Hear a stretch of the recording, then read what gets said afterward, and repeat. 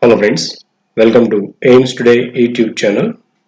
In this video, we are going to discuss about IIT-JEE NEET Foundation Chemistry Chemical Bonding chapter in that ionic bond formation.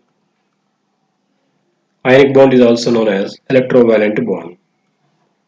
Ionic bond is a kind of chemical bond which involves an electrostatic force of attraction between two oppositely charged ions because of the complete transfer of valence electrons between them. For example, metals such as sodium loses electrons to become positive ion, whereas nonmetals such as chlorine accepts electrons to become a negative ion. The metal that gives electrons is called donor, and the nonmetal that accepts electrons is called acceptor.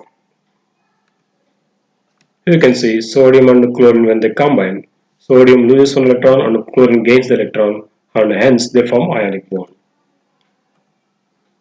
Formation of ionic bond.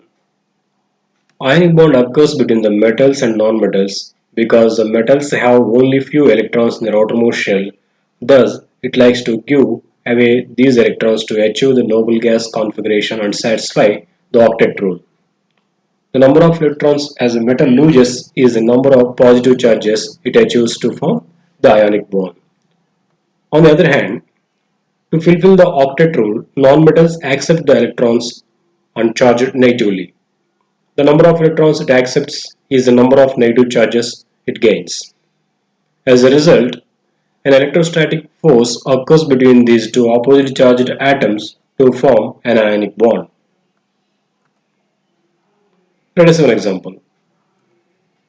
Sodium loses an electron to get positive charge and the chlorine accepts that electron to achieve a negative charge. An electrostatic force holds these two atoms together in a crystal lattice.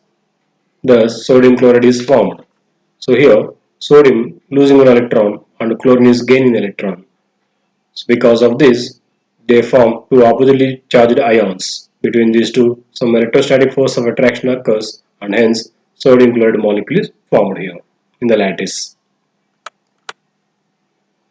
Stability of ionic compounds. The stability of ionic compounds depends on certain factors like ionization energy, electron affinity, the lattice energy, and the electron negativity. First among them, the ionization energy. The ionization energy is the energy required to remove a valence electron from the outermost shell of a metal atom. This required energy should be low to form an ionic bond. That means the metal atoms with the low ionization energy can form ionic bonds easily. Electron affinity. Electron affinity is energy released when an electron is added to a neutral atom in its gaseous state. To form an ionic bond, the electron affinity of a non-metal atom should be high, so that the atom will have more tendency to accept the electron to release more energy and to become more stable ionic compound. That means the non-metals with the more electron affinity can form ionic bonds easily. Lattice energy. This is the energy released when bonds are formed. To form ionic compound, the lattice energy should be high.